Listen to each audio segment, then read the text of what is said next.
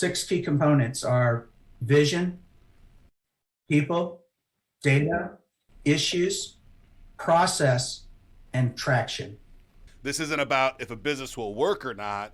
This is about how to free time from the business owner or the entrepreneur so that they can have a little bit of their life back, or even stop working in their company and start working on their company. Welcome to Clicks and Bricks Podcast. We talk about the entrepreneur mindset, everything from that Main Street brick and mortar to that billion-dollar manufacturer. Be sure to head over to clicksandbricksacademy.com so you can access all the resources to start improving your sales today.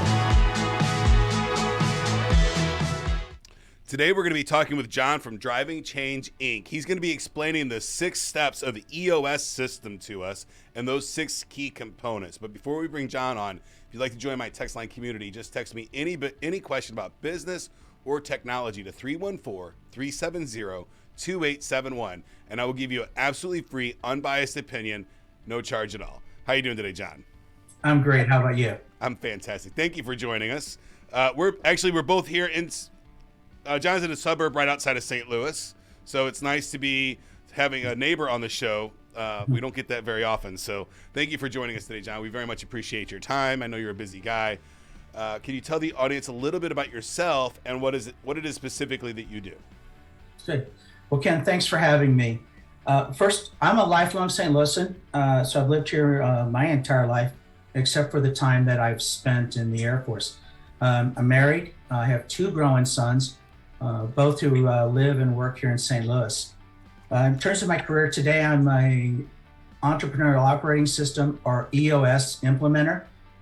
And my path there is a little circuitous. I started out in the corporate world, leading operations and doing process improvement all over the world and the U.S. And a few years ago, I just got tired of the bureaucracy and I wanted to do something different before I retired and died. And I started my own process improvement coaching business called Driving Change. And through that, I was out working with small businesses. I kept seeing the same thing, that they were interested in process improvement. And that's frankly because they had bigger fish to fry and they don't come with vision or plan. They had people issues. Everybody had people issues. And they had emotional decision-making versus data-driven. And in fact, the business was running them and instead of them running it. And as I said earlier, the 70-hour work week is alive and well. And, absolutely. And I know I make decisions. I'm an emotional guy, and I do make emotional decisions a lot, but I am also a data-driven guy, so it just depends on my day. Can you tell the audience a little bit about how you made your transition from corporate America into full-time entrepreneurship, that you made the decision that this is what I'm going to do? I know you said something about the bureaucracy of the big businesses, and I'm 100% on board with you. It's not my favorite thing to do, is that red tape. But can you tell a little bit about the transition and your mindset, leaving corporate America and that security, and now you're in this all by yourself, and there's nobody there to save you? Yeah. So I was frankly reorganized out of a large corporation here in St. Louis because of a merger. I was part of the level that just was severanced out. And I, was sitting home. I started to look for a job like everybody else. And I said, why? I have dreams. I want to do what I want to do. I want to help people. And in corporations, you don't always get to do that. And so I took the risk. My wife, frankly, is working and she has a career. So that makes it a little more comfortable. But as you said, it's a little lonely here when it's you. Yeah. Absolutely. You have to have good processes in place when you're by yourself to make sure that you're getting up and staying motivated and moving forward every single day. Sometimes some people just have that innately. Some people need some extra tips and tricks to get them motivated. But what you said there, did you start the business during your severance package? And I've seen it all different kinds of ways. I've seen guys wait for their severance to almost be out before the light bulb clicks and they start running. Or I've also seen guys like me. I exited a publicly traded company in 2000 when we started our hosting company, and I used my severance to help start that business because I had income coming in, so I didn't need a payroll. So we were able to use that to start the business. Can you tell a little bit about how you handled that process? I was a lot like you. I searched, and about a couple months in, I said, I want to go on my own, and I'm going to use my severance to fund this and start the business development process. Fantastic. So anytime you're at a big company and you're looking to exit, you can start negotiating a severance package. I started negotiating my severance package 30 days before I knew the company was closing, right? So I had it all lined out well before, but it doesn't matter that the company's closing or not. You can go to your management and say, hey, this is what I want to do, but I know that I'm a key player in the company. I want to exit, but make myself available to you if something were to come up. So what kind of severance package can we work out, or what kind of retainer can we work out while I'm going off on this new venture, so that I have some kind of residual income coming in if you want to hedge your bet, right? Now, I'm from the school that you never hedge your bets unless it's life-changing money, but I think most of the time if you're leaving your job, this is life-changing money. So it's a good idea to have that. And if you're really going to go start your own business and you have a job today, you're going to have to tell your boss at some point. Either way, right? And in my opinion is the earlier you start talking about it, the faster you'll get to work, because it will start pushing you out the door quicker. But anyway, so we're here to talk about the EOS system that you've been trained on, and you help small and medium-sized businesses implement. And we're going to go through these 6 key components. Do you mind if I just go through high level what those components are? Do you want to do that? Oh, why don't you let me? Okay. So and then ask questions as I go. I really wanted us to be interactive. And absolutely. You seem very shy. I'd like to just list them up as a laundry list really quick so that everybody knows it's 6 components, and then we'll just go, kind of explain each one of them a little more methodically. 6 key components are vision, people, data, issues, process, and traction. Pretty hard to argue at that level, right? So those are the 6 key components. I know, there's a lot of entrepreneurs that have 3 key components: people, process, and products, right? But this is a little more in depth. This isn't about if a business will work or not. This is about how to free time from the business owner or the entrepreneur so that they can have a little bit of their life back, or even stop working in their company and start working on their company. Does that seem reasonable? That's exactly it. And this is, EOS is an operations execution system. It's helping you run a better business.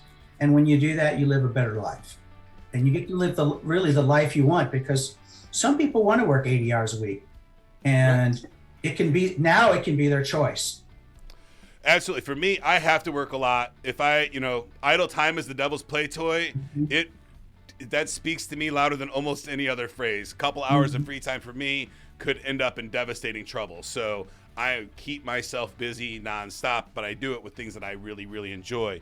So, but you're not the creator of EOS. Can you tell us a little bit about who founded the EOS system? What is that about? What is the foundation, the fundamentals, and why should entrepreneurs really listen or embrace this system? Well, EOS was developed by Gino Wickman, who was an entrepreneur and actually ran his own family business, turned it around, and learned these techniques. He decided he wanted to do this when he retired from that business, and he began putting together the EOS system. And since he's done that, over 12,000 businesses have used implementers to implement EOS. Represents about 91,000 sessions with those entrepreneurs and their leadership team. And it's all happening all over the world. Fantastic. So this is would you call it a guideline for doing business, for operating a business, or just what would you call it? It's just an operating system. So it's the fundamentals of running your business. It's a system with steps to help you run a complete business. It gives you those guidelines. It helps you address all the issues of your business. It teaches you a way to resolve your issues, because frankly, people ignore this. And what gets businesses in trouble is they let this stuff fester, or they don't deal with them, and it just blows up. Right. I think there's probably a misconception to the world of who business owners are, right? In America, 9.9% of Americans are business owners of some kind, right?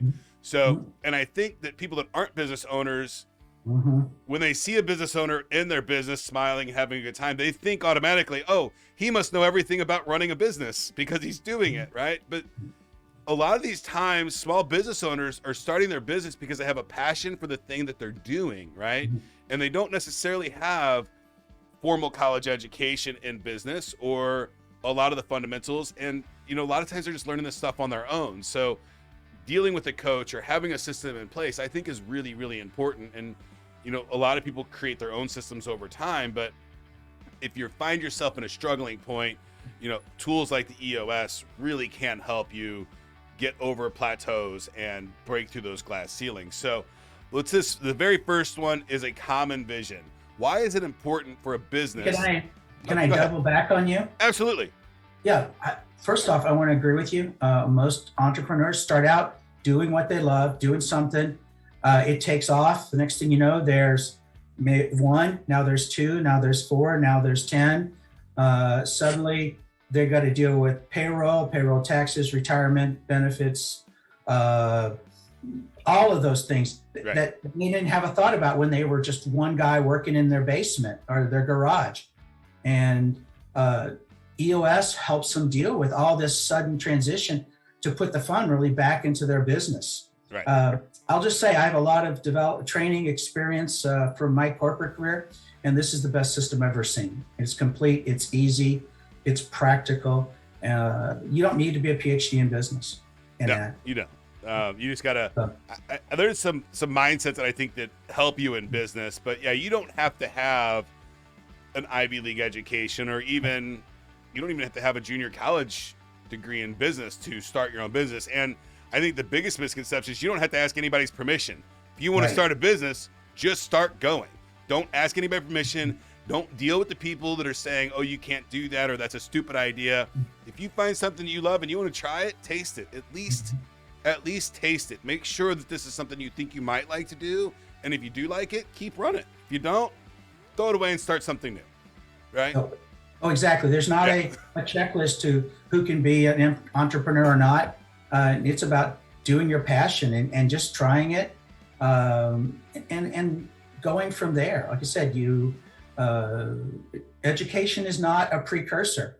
And I get educated every day of my life in the business. Every day I learn something new. So, and it's funny. I'll hire a kid out of school, right out of college, and I call them kids, but they're 22, 23. They're grown adults at this point. I'm probably discrediting them by calling them kids.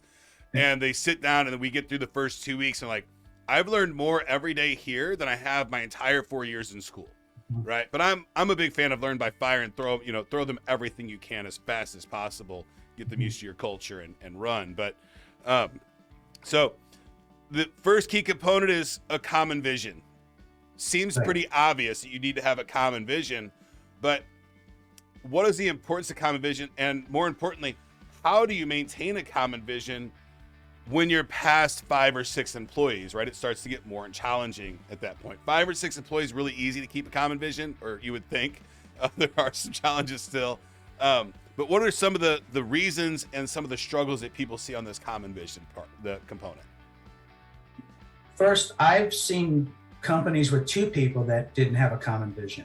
So it's really key that you sit down and you start to talk about what you want to do. We use a process to answer 8 questions that get you all your leadership team on the same page about where you want to go and how you want to get there. It's called the Vision Traction Organizer. And it gets you lined out, and you have the critical conversations you need to have to decide. And it's not sometimes easy, and sometimes it's painful. A lot of times what I'm doing is facilitating conversations you don't want to have, but when we get it done, you all agree where you're going to go and what are your goals. Right. And when you find that out and you have that vision, it's your job as the owner to make sure that culture stays on track. And you're going to have people in your business, once you start having employees, that are going to waver, right? They're going to say, oh, I think this is a better idea. And they're going to try things in your business, but you've got to keep making sure that you can't just set that, or I don't think you can set that vision and let it sit on the shelf, right? You've got to continue to talk about that vision every single, is that a daily task that you need to broadcast that vision? weekly, monthly? What is your recommendation there? Yeah, good question. Well, first off, you have to walk the talk and live your vision. So day in and day out, they're seeing if you're doing it. They're seeing if your leadership team does it. You know, once you get your common vision, you need to share it. At a minimum, you need to share an update on the vision and the plan at least quarterly. And that's part of the traction process. And then there are, frankly, we'll introduce and teach a meeting cadence called the Level 10 meeting that helps you stay true to your vision and mission every week. But as a minimum, you as a leadership team should meet quarterly and review again, how did we do?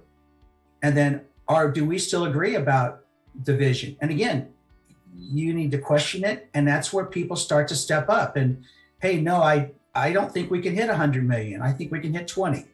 We can't open 4 stores. We can open 2. Absolutely. So I was watching a video the other day, and we're living in a time right now that's really interesting on this common vision component, because we have a company like Facebook right now, one of the largest companies in the world, that is currently changing. They're in the process of changing their vision for the entire company. And I think it was Gary Vee and Mark Zuckerberg interview that I was watching. And the question was proposed to Mark of how do you change the vision for an entire company that large? It's really hard. And Mark's answer was the easiest way to do it is to not say it publicly, but to say it publicly and externally in the news, right? So then the people inside the company start to go, oh, he's really serious about this. He's not just talking about it inside the company, he's talking about it outside the company as well. So to imagine a company the size of Facebook, I don't even know how many employees they have. It's a decent sized city. It's not even a small city, I don't think, right? But he's got the task right now of changing the vision for his entire company in a pretty dramatic way.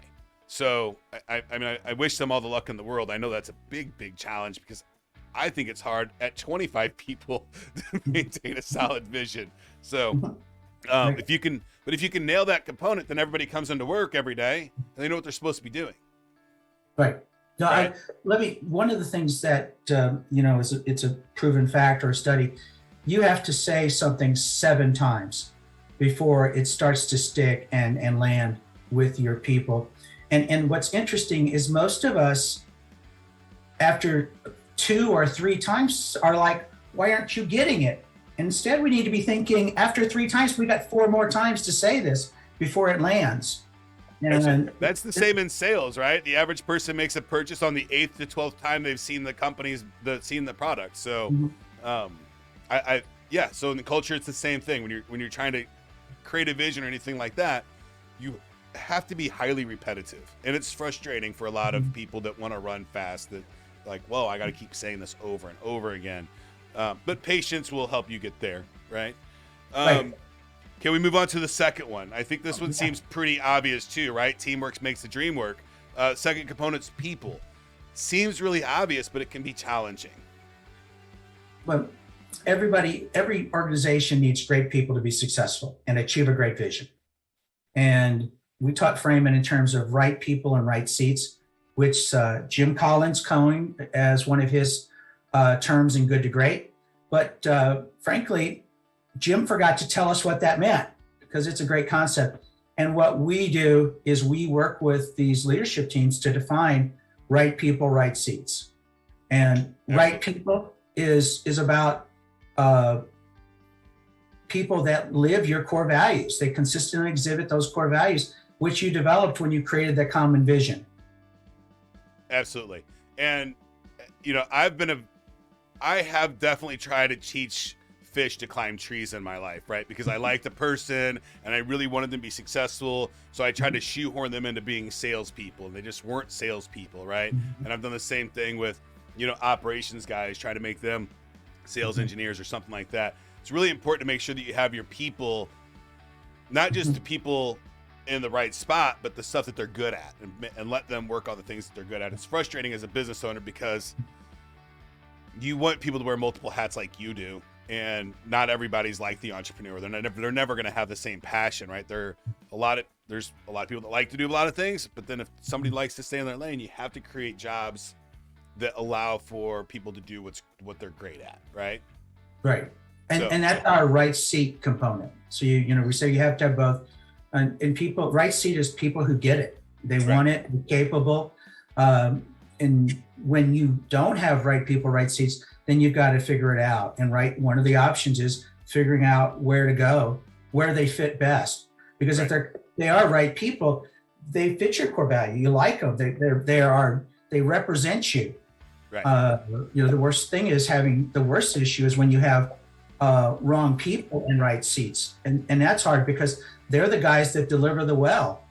They just don't fit your culture, and frankly, what you'll find is those people are undermining and destroying your culture in ways you don't even see. Yes. And they completely go against everything that the entrepreneur's trying to develop, their passion, their business. And that's why easy to talk about with great people. It's hard to do. The people component is always hard because it's a big dynamic. The other thing that's in small to mid-sized businesses, it's not uncommon to have family members, sons, daughters, son-in-laws, nieces, nephews, aunts, uncles, dads. Right. If you can figure it out, it's really rewarding, but it comes with a ton of challenges, right? Exactly. And you have to really compartmentalize home life versus work life when you're inside of that kind of environment. I know I have a business that I operate with my wife, and actually my wife's an employee for me at my other job. So it is interesting water to navigate for sure. Now, I normally don't like to date the shows, but I think it's important right now because we're in a very unique time. This episode's going to go out early February of 22. So we are roughly, 24 months into this pandemic, a year and a half, 19 months or something after the lockdown was initiated. And on this people piece, historically in America, it's been an employer's market. An employer could choose their employees at will, and really it wasn't in the best interest of the people, right? Because they were almost abused in ways, and very transactional employment kind of situation. But today, post-pandemic, it's an employee's marketplace. An employee can kind of dictate, hey, I've got a lot of options. I can go to a lot of different places, right? That's important for people to know. And as an employer, it's harder today to hire than it's ever been. And as a startup, it's even harder because you don't have the capital to hire the best person, right? So in a time today where we're, really, really challenged on even getting good talent because so many people are demanding of good talent. And now you're a startup that's maybe, if you're bootstrapped, you're definitely strapped for cash, right? But if you're VC funded, maybe you have some money, maybe you don't. It just depends. Do you have any tips or tricks on, how does a startup attract good talent if their key differentiator isn't finance? Mm-hmm. I will tell you in today's great resignation that money is not the only driver. I mean, everybody likes money, by the way, but a lot of people are getting offered the same amount of money. It gets down to, for a lot of the folks who are saying, I want to do something important, I want to do something different, I want to do something that makes me happy versus just having a job. You get back to the culture. What's the culture? Are they going to enjoy it? Are they going to fit in? One of the elements of the Vision Traction Organizer that you're developing and answering the 8 questions is the market strategy.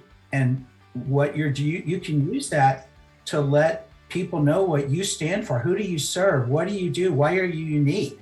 Why are you better and different than the other people? And that makes them want to come to be part of your organization. And sometimes some of our clients have had success where they actually were able to hire people at less than other offers. But again, they have put the work in to have culture and live it. Absolutely. And it's challenging to have that culture. And sometimes you try to put one culture in place and it takes a left turn on you. And then something completely different happens that you didn't foresee, right? And the next thing you know, you've got, teenagers drinking beer in your parking lot until 4:00 in the morning. But, those kinds of things happen. Now, on this line, I'm going to stay on this is my last question about people.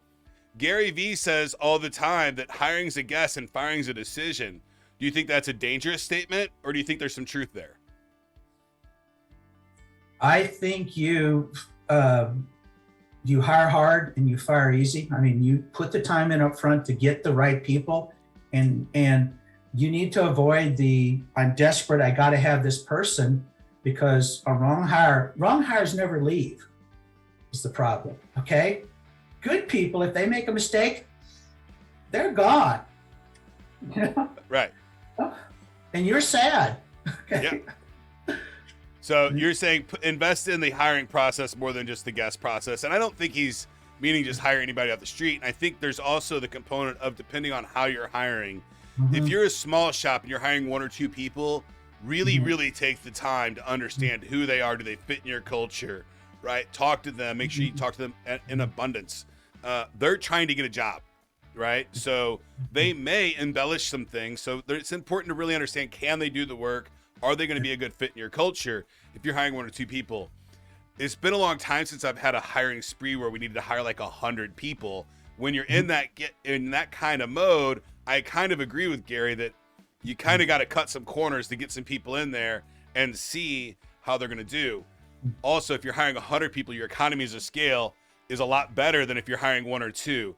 If you're going to create a training process for 100 people, it's a lot cheaper per seat than it is for 2 people. So all those things are in mind. I think that language as a generalization is dangerous, but if you are in a big hiring spree, I definitely think it can cut some time and process out of your deal. I agree. A lot of times bad employees stick around forever, and then you do get an employee in, you invest a lot of time and money into getting that person trained up, and it's a risk, right? Every time you hire a person into your business, you teach them all of your intellectual property, you teach them all of your systems. It's a big investment, and it's a risk that they, take that they do damage with that data, right? So it's a tough one. And you also have that productivity loss while they're coming up to speed. If they don't work out, they just, for whatever reason, them or you, and they decide to leave. Then you got to start all over. I will say, in answer to Gary Vee, when you start to that extreme of just 50 or 100 people, you might have to make some compromises. But I'll say, planfully make those compromises and be prepared to look for, my term, misfires. I think on those big ones, my experience has been you hire a bunch of people and you might have had one role in mind for them, but if you're on that kind of growth spurt, and it doesn't happen a lot, but when it happens, it's a ton of fun. You have a bigger Rubik's Cube that you can move people around in, right? Oh, I hired you as a programmer, but you're not really a great programmer. You're actually a better PM, so you move them over to project management. You have more leeway of moving your players around when you're doing a big hire like that. But if you're a small business, you're hiring like 1 or 2 front desk people that also are your janitor, and they're also your salesperson or your ad hoc salesperson, right? Those kind of employees are wildly important to really, really vet. So I think it's a difference on, if you're hiring 1 or 2, vet the hell out of them. If you're hiring 100 and you have, over 6 different positions, you can kind of be a little more liberal with getting them in the door, getting them trained, and seeing where they're at would be my expectation. And then you would also have a whole training staff at that point too, right? So you would have more vision. But I think the negative there is also the emotional toll that it takes on the other teammates when you get a bad employee in. The person has to fire them, right? It's, for me, if I have to terminate an employee, it ruins my whole day, right? It shouldn't. I should be able to compartmentalize and reset after that bad experience, but it really does. It drains me for the whole day. I feel bad. I don't want to do it. It's not a good experience. So you want to limit that as much as possible. It's hell being a human, isn't it? I don't understand the human condition at all. I study it every day. I try to understand myself and the people around me. It is a challenge for sure, but we do it and we try to excel. Moving on to number 3, data. I love data. I'm a huge data guy. Can you explain what you mean by the data component and why it's a key component? So data, the data component is all about making your decisions with data, facts, objective information, as opposed to ego and emotion. And you're setting yourself up to have the numbers and the figures that you need. We coach our clients to develop a scorecard. and 5 to 15 key measures that give you an absolute pulse on the business, and couple that with 13 weeks or a quarter of history so you can see the trends. But you're looking at the business, you know what will lead to your success, and you're taking action when you're off. And so that guides you, and then flow that down so that everybody in the organization, no matter how far, has 1 to 3 or 4 measurables that they know that they're responsible for keeping on track. Right. So I think the important piece there, when people think of data and analytics, they think of all of this, a whole lot of data, Adam, but you're saying 10 or 15, and I call those KPIs or key performance indicators, right? I have a little more than 15 of them, but I'm running a couple different businesses. Right. And I think the trick there is keep it down to the actual key performance indicators that you're looking at, right? Revenue in, payables out, those kinds of very, very key components, right? You don't need to know, the 37th piece of data down that you want to collect it. You might go to it every now and then, but I look at my KPIs for one of my businesses every single day. Is that, would you recommend that, or is there kind of a guideline on how often you should look at those? And I've got some ideas, but I'd like to hear your thought process. Well, I'll say that we'll tell you in the typical business, you should look at it at least weekly. But I'll also say every business is different, and you have to look at the dynamics. If you're in a business where you're shipping 24 hours a day, on 24 hours, same day, or you need to be looking at that information there, but as a minimum weekly, and then tailor it to your business. The key is picking the right metrics too. People have all this, I gotta pick this one because, that's important, or somebody else uses it. Use things that tell you something. If you have a metric that would allow you to rationalize good or bad behavior, get rid of it. The thing is, when you're looking at your metrics or you're developing your scorecard, think about how it's a good day. I've made so many calls, I've had so much sales, I shipped so many components, those kinds of things. Those things that you're really looking at, don't overcomplicate it just to say you got 30 things. And I can tell you what I do, right? And I just to give you a little bit of insight, I run a multi-million-dollar company, and I run a company that's just under $500,000 a year. My multi-million KPIs every single day, right? Balance checkbook every single day, understand the entire component. It's a 24/7 business, and it's corporate America, B2B kind of business to business kind of solution. My business consumer brick and mortar business is much smaller. I operate it almost like a household checkbook, right? Okay. I don't look at it that close. I do it once a month. We sit down, we go over the numbers. It doesn't move that fast, and there's not a whole lot of change there. So I think it depends on the size of your business, how much money we're talking about, how much of the stuff that you can have in your head, right? My boxing school, I know how many members we have within probably 1 or 2% at all times, right? I don't have to keep going back and looking at those numbers real time.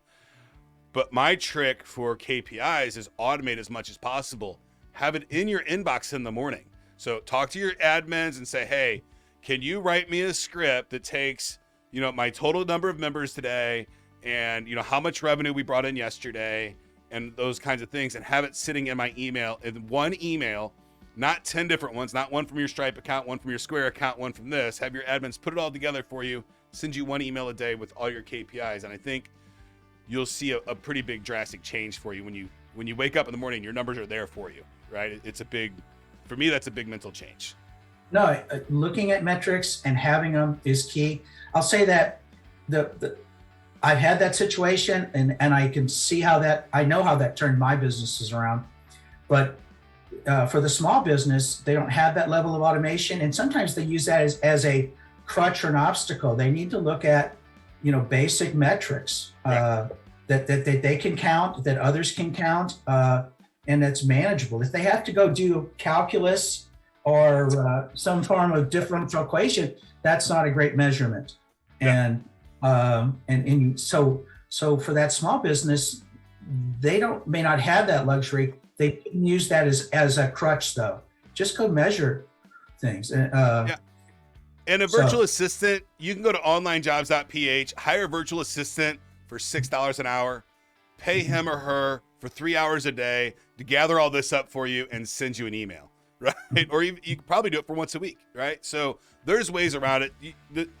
There's no excuses in business. If you own a business, you cannot make excuses. Every single thing that happens in that business is your fault. There's no excuses, right? Just make it happen. No excuses. Fantastic. Bucks truly stops with you. And I'll say that that's one of the things we work with our clients are in that to help them understand that and help them create that data-driven world. Absolutely. It's really, really important. And I think where people get hung up on it is that it seems like this giant big animal that they have to tackle. And it's really not. Say, hey, I want to know every morning, I want to have in my inbox how much money I made yesterday.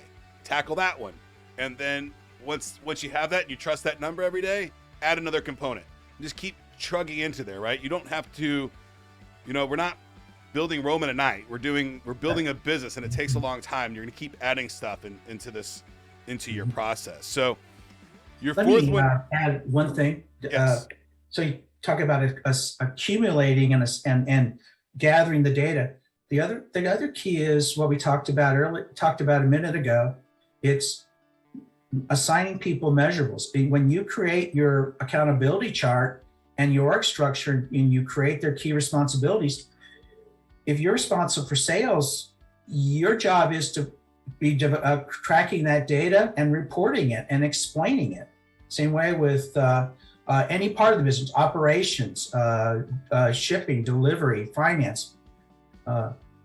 Right. Spread that, delegate that, make them accountable. They're not reporting it. They own this. Right. And you have to, different people are going to take that different ways, right? So you got to walk through it kind of lightly. If you have an employee that's been working for you for 10 years and all of a sudden you come and say, tomorrow I need reports every single day from you, it's not going to go well, right? So you got to kind of ease into it. And that's where going back to the common vision kind of plays into place, right? Hey guys, we want to grow this business. We want to be successful. This is how we're going to do it. So you're going to have to make some changes in your daily work and report a little more. Right. Now, the fallacy of delegation is we think we've decided you're in charge of this and we walk away. True delegation happens when we coach the person, we establish their duties, we make sure they're able to do it and train. Part of it is we'll talk about process, but people taking ownership and responsibility doesn't happen magically. And when you fail to do the right things and train them and coach them and create expectations and tell them when you want to be, what's the trigger for escalation? When you don't do that, why do you wonder that they fail or they don't care? Right. I'm a big fan of, you know what Parkinson's law is? Yeah. Right. I'm a big fan of Parkinson's laws. Things take as much time to do as the time that you allot for them to be done. And that holds true. I literally this morning had an employee tell me, I don't like your soft timelines. I need hard timelines because something in my brain on a soft timeline says I don't have to do it. But even if it doesn't matter if you say it's due tomorrow, my brain will figure out how to get it done by tomorrow. It might not be perfect, but it will be done tomorrow. So these, hard timelines, and I love soft timelines. I'm not a goal-oriented guy. I really like soft timelines, and I like milestones more than goals. But, it's hard challenges for me to overcome because I understand that the world changes a lot, and some of these projects can get pushed. And I like to set realistic deadlines. But it is true. If you don't set those guidelines and be firm in your expectations, then if you don't communicate your expectations well, then they probably won't get met, and that leads to frustration, right? Right. Fantastic. All right, going on to issues, and now the line item is issues as your key component, but dive more into that for us, because issues are not you're going to get those no matter what. It's not one of the key components. So what is it about the issues that's important for us? So when you strengthen the vision component and the people component, the data component, suddenly your business gets really transparent, and the obstacles, the impediments, the impurities, the challenges, they all jump up, and you've got issues. And that's why you need the fourth component, because everybody has issues, but a lot of businesses don't know how to deal with them. And the issue component is twofold. It's about creating an issues list to get all that on paper, get it out of your head, get it on paper. And then once everybody has got their issues in, it's about solving them. And by the way, the issues list is a contributor to culture, because what you want is every person in your organization to feel comfortable to raise their hand and say, hey, we've got an issue.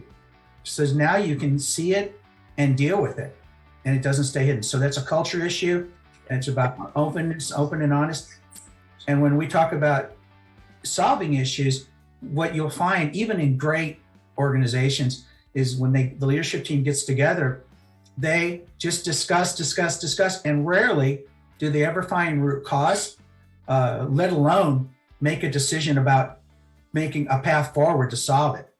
And so in EOS, we created something called the issue solving track, and to help teams when they get together solve issues.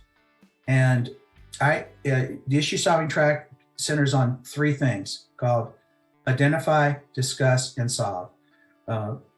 You simply work on your the highest, biggest issue you got. Don't do it by rank order or anything else. Work on the top three issues. Because if you don't get anything else done, at least you solved the big issues.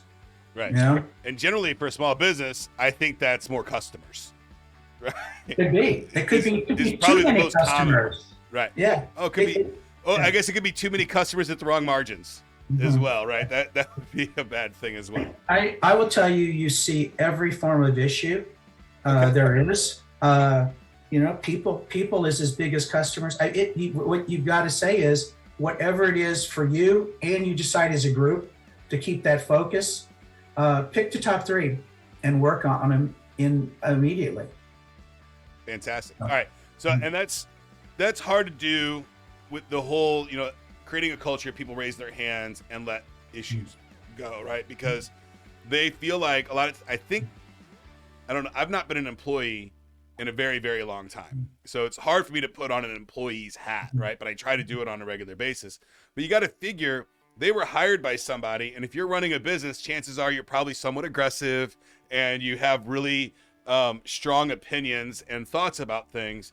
But it's important not to fall victim of what we call HIPAA, which is highest paid person's opinion, right? And as the leader of the company, it's very important to disengage yourself to the level that your staff feels comfortable of bringing issues up to you.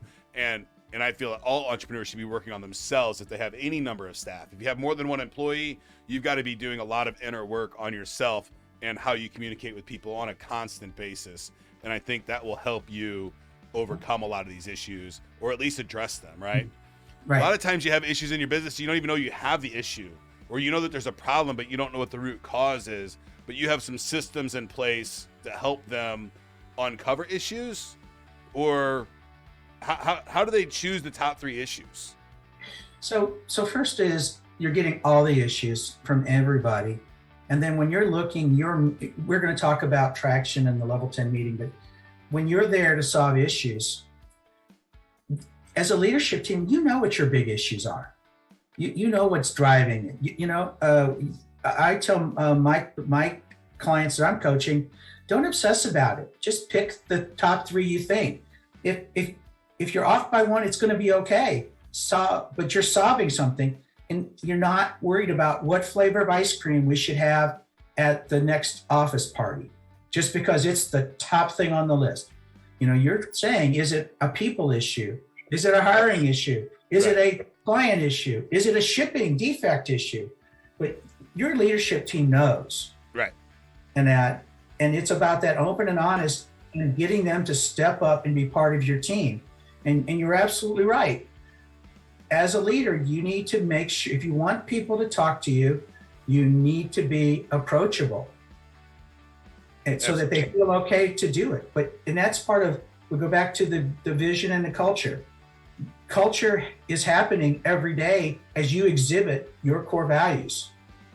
And so absolutely, being a leader is not easy, not always. It's a lot of fun. I mean, I don't know that I guess I'm in a leadership role. I have a lot of fun. I don't really think about it too much as I'm a leader to anybody. I just kind of do what I do, and I try to have a good time. Fantastic. So issues are challenging. I think the biggest issue is you might have some problems in uncovering the root cause, or you know what the root cause is, but you don't know how to solve it, right? Mm-hmm. Hiring issues today is a big problem, right, across the board. How do you solve it? Because your traditional tools don't necessarily work. So you've got to find new ways and new methods to overcome those issues. And my gut is that if you're an entrepreneur, you are a problem solver by heart, right? It's just part of who you are, is you like solving problems because you got into this business because you solved a problem at some point for somebody and they paid you to do that. So I really believe that the solving the problem is the easier part.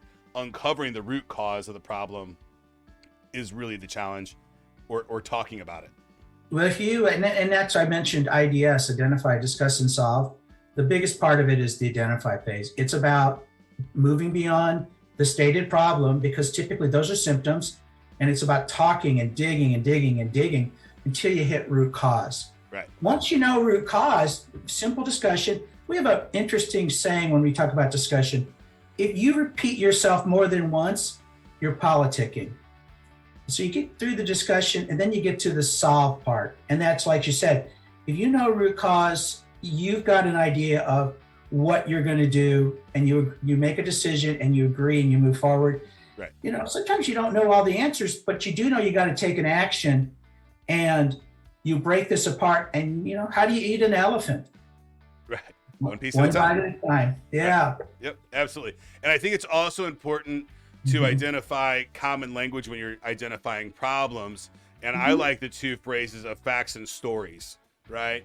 So people will tell stories in a problem-solving solution or problem-solving brainstorming session that are really stories. They're not facts.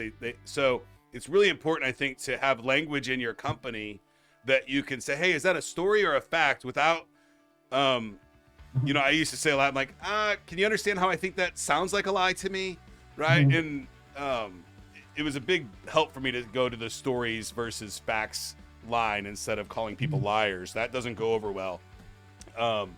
Ever. I don't think it's ever gone over well for me one time. It's never been a results-oriented conversation.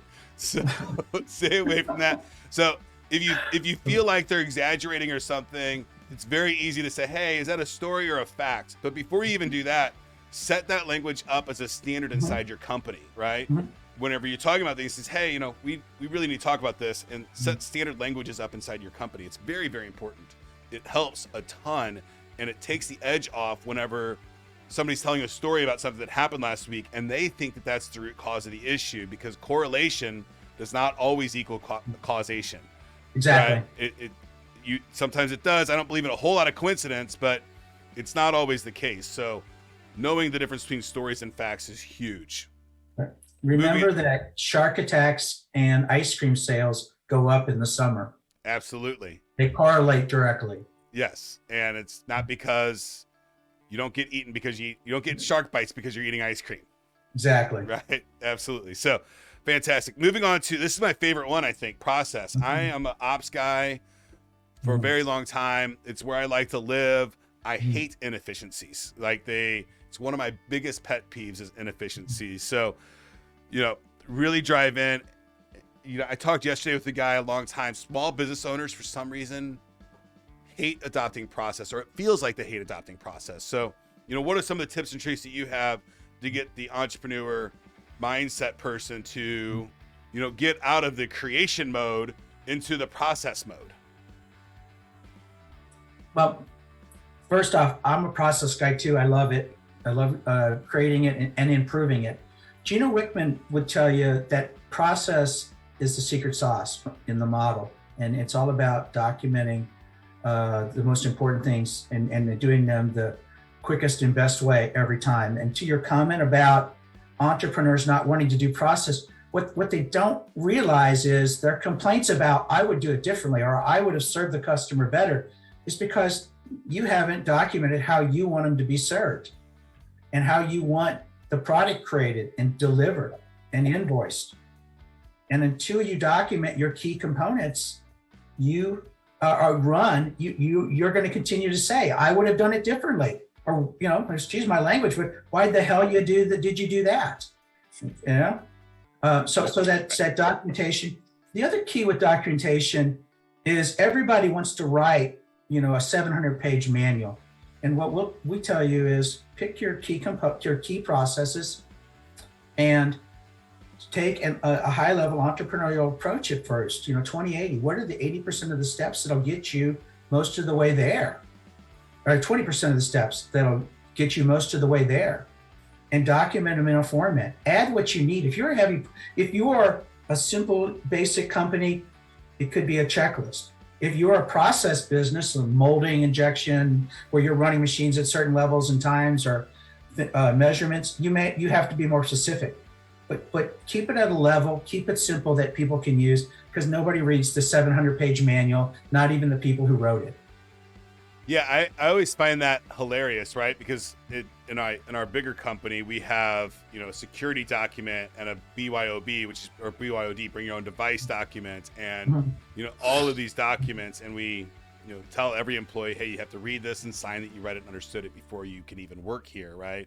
And the security policy is really the big one, but you get to the point with your staff that you don't have to say, why the heck did you do that anymore? You can say, hey, did you read this document? Did you understand this policy? Instead of, pointing fingers and yelling at them, you can bring up the document and say, hey, you said that you read and understood this. Where's the gap, right? And what I have found is that most of the time that I wrote it too vague, or I left something up to interpretation and somebody interpreted it differently than what it was. So at that point, you get to look back at yourself and go, oh, well, yeah, I did leave some room for speculation there. So I changed the document and move forward with life. And it's not, it no longer, it takes away that personal attack kind of situation of, hey, this is what the paper says that we all agreed to do. Why aren't you doing that? And more times than not, it's because they didn't understand something about it, right? No, two great points. First is, we have a term, followed by all, but you get everybody to do it. And then that happens by first agreeing on what the common process is, and then training them so they know how to do it, they know when to do it, and know to do it consistently. And then they're managed and compensated so they are following the process. And then the other part is, the first step is just write the document. Don't worry about perfection. Get it out there. Your employees and teammates will tell you what they don't understand and what they'd like cleared up and what you got wrong. Right. And you only get that out there by getting it. And then just, you're not bringing the stone carvers out and putting this, in granite. It's in Microsoft Word. Absolutely. So we use a tool called WordPress and we call the tool, and we've developed this out pretty well. It's WordPress that we use for all of our standard operating procedures, and we call this our mission, right? We go to it. It's got all of our standard operating procedures in it. It's got our SMAC as well, which is our systematic, methodical, and consistent rule set that we run our company by. But what I did was I let the front, because we didn't have documentation in the company, and this is our multi-million-dollar company. We had very little documentation, so we changed, and we let the staff write the standards and had management approve them or disapprove them or modify them. So there's a solution in place for you. You can have your guys that are doing the work out in the street do that documentation, and then have middle level management approving that documentation, and make sure that they have room to make comments, right? I'm a horrible employee. I've never been a good employee. And one of those reasons is because if I'm in the middle of a bad process, I've always said, I will work your process all the time. But if I find inefficiencies in it, or it stops me from doing my job or getting the end result, I'm going to break that procedure, document what I did, and go around it, which a lot of managers don't like. I wouldn't like it either as a manager, but I also think that as a leader that you need to be really looking at your processes and making sure that you're not wasting your employees' time, right? Make sure that the processes they're doing are efficient and that they work for them. And because if an employee is getting paid hourly, but they will resent you if they feel like you're wasting their time, right? More than anything, they will really resent you if they feel that way. So I think you should pay a lot of attention to process. It's very important. It's how things are happening inside your company. Now you bring up, again, good point. There's engagement is only something we started talking about in the last 8, 10, 12 years. Okay. But engagement, I'm just talking as a business world, Right. engagement is real. And to your point about you're responsible for making sure the processes are good and listening to the employee, as soon as you say, shut up and do like I told you to do, and they don't take the input, you don't explain why we're doing something, they tune out. Yes. And they'll just do whatever you want to the detriment of the business. And frankly, in today's great resignation, the thing they also do is start looking at the computer and looking at the job ads on the internet. Oh yeah, they'll use your computer to look for their next job. Exactly. There's no doubt about it. So, and your employees have options. So you've got to really pay attention to this stuff. And if your processes are junk and they feel like you're wasting time, they're going to leave you, right? They'll use your resources to leave you with, right? They might go to one of your clients. They might go to one of your vendors. You've created an environment for an employee to have a lot of opportunities within your company and have more reach, and they can utilize that to help themselves get better. And honestly, they should if you're creating bad process, right? So, fantastic. Moving on to our final key component, which is traction. Right? I feel like this is where we start to move the company in the forward direction, which is where everybody probably wants to start. So, can you give us a little bit of insight into this traction component of the EOS? So let me say first, what traction is again, it brings the vision down to the ground so you can execute on it with discipline and accountability. The fact is, a lot of visions go unanswered because the entrepreneur has not created traction. And we actually, when we first start out with a client, we go through a process where we start to create the tools for traction. So they've got that discipline as a reverse of what typically would happen in the corporate world, where you spend 3 days doing vision building and you spend about 2 hours talking about execution. We start right out talking about that discipline. How am I going to get there and what tools? So traction is a couple components.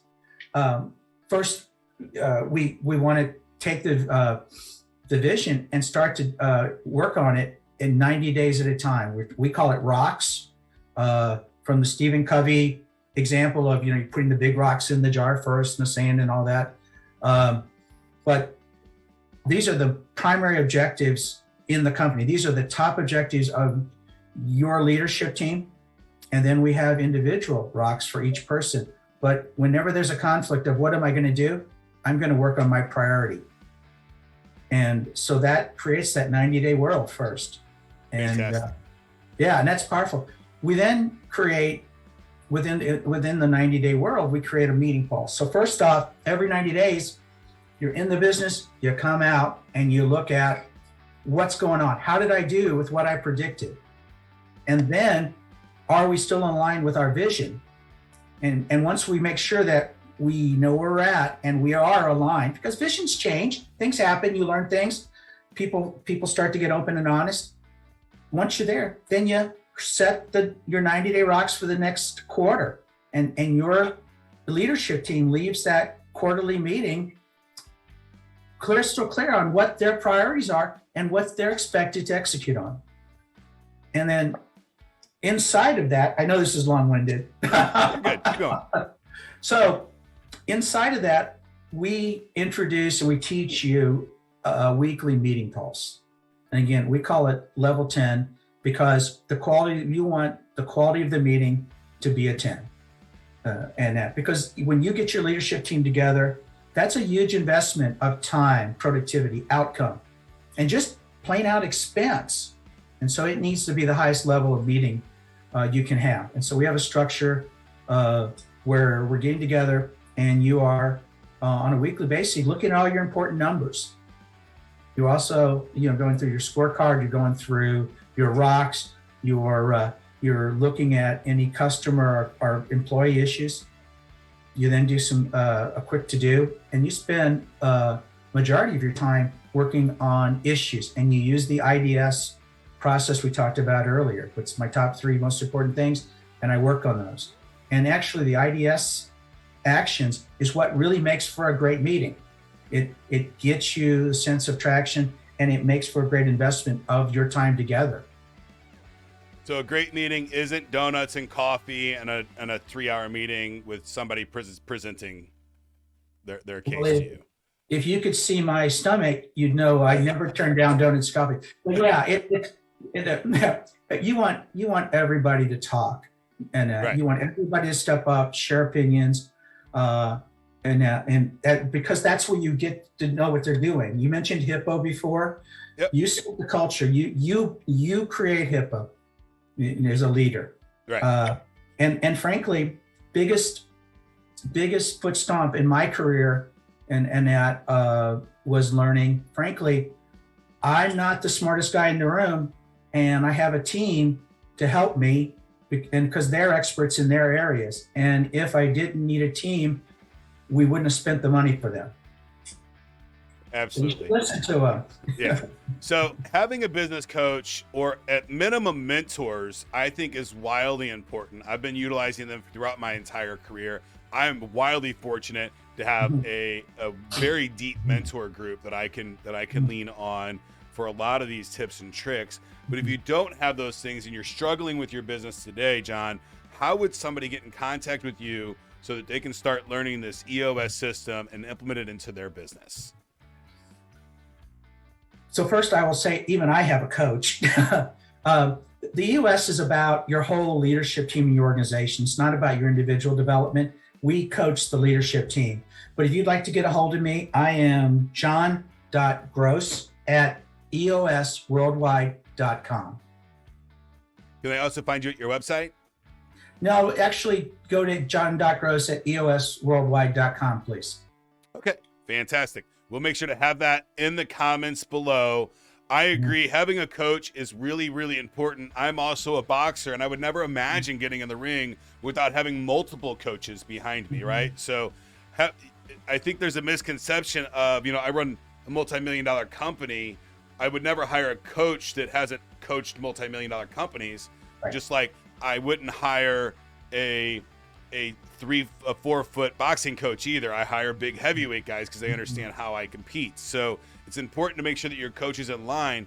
But something like the EOS, where it's standards that are proven over multiple things, I think, if you don't know these things already or have some processes in place to help you execute these things, getting a coach on your team can be a game changer for your business. If you don't do the coach, at least find a good mentor, because entrepreneurship is a lonely sport, right? There's nobody coming to get you out of trouble, and boy, oh boy, can you get yourself into trouble on a very regular basis, because you're navigating waters that you've never done before, and a lot of times you're doing stuff that nobody's ever tried before, right? So it's a hard game to play. It is wildly rewarding if you can do it good, but that's all I have for right now. John, do you have anything you'd like to leave the audience with?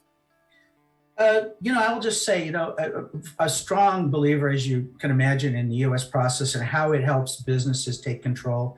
What I would say, we're at the end of the year, and really think about what you want from your business. And if you're not getting that, then think about, why, and then think about what you can do and how you can get help.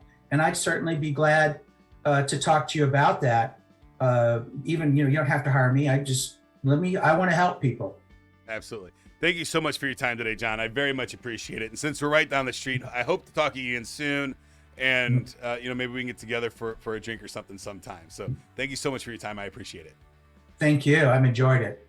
That's it for today's show today, folks. Again, if you want to join my text line community, it's 314-370-2871. You can send me any question about business or technology, and I will give you an absolutely free answer. That's it for today. Get to work.